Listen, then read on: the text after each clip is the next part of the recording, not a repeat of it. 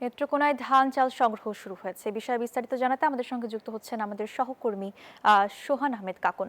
কাকুন, ধান চাল সংগ্রহ নিয়ে কৃষকদের মধ্যে কেমন প্রতিক্রিয়া দেখতে পাচ্ছেন, বিস্তারিত জানাবেন। ধন্যবাদ।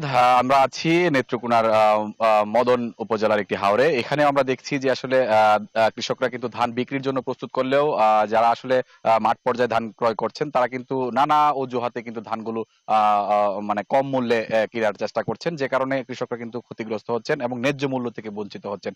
আর সরকারিভাবে নেত্রকোনায় ইতিমধ্যেই কিন্তু ধান কেনাকাটা শুরু হয়েছে এবং বিভিন্ন জায়গাতে আমরা দেখেছি যে ধান ক্রয় করছেন আহ, আহ, আহ, আহ, কৃষকরা কিন্তু আসলে ধান যে গোডাউনে, বিশেষ করে সরকারি গোডাউনে দেওয়ার যে একটা পরিকল্পনা নেওয়া হয়েছিল, সেটি কিন্তু আসলে বাস্তবায়ন হচ্ছে না তৃণমূলে। আমরা এখানকার স্থানীয় কৃষক যারা আছেন তারা আসলে কিভাবে ধান বিক্রি করছেন এবং কত টাকা মূল্যে বিক্রি করছেন যদি আমাদেরকে একটু জানাবেন। একটু একটু জানাবেন যে আসলে কত টাকা বিক্রি করছেন। ধান আমরা এবছর ধান 700 টাকা রেট, 600 টাকা রেট, 500 টাকা রেট বেচছি। কেন, কি কারণে এরকম এত কম? এই তো একটু বেহারি মানে কইতাছে টানতাছে না, একটু হালকা বীজের ধান টানতাছে না, এই বাপ করছে। এমন একটা বাপ করে আসি ধান আমরা বিক্রি করতে। সরকারি গোডাউনে কখনো ধান বিক্রি করছেন?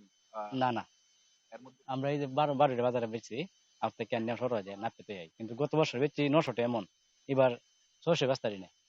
এই সমস্যা আমরা এই অবস্থা কি সব জায়গাতে একই সব অবস্থা? সব জায়গায় আমরা দাঁড়াতে, সব জায়গাতে এই আর অবস্থা। ধান নষ্ট হয়েছে কেমন?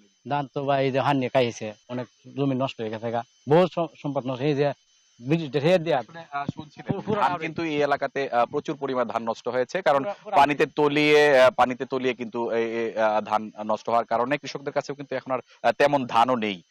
যেগুলো রয়েছে সেগুলোর দাম কম, যে কারণে তারা কিন্তু আসলে অনেকটাই লোকসানের মুখে পড়ছেন এখানকার কৃষকরা। এই ছিল আমার কাছে নেত্রকোনা থেকে ধান ক্রয় বিক্রয়ের সব শেষ পরিস্থিতি। যাব স্টুডিওতে। কাকুন, আপনাকে ধন্যবাদ।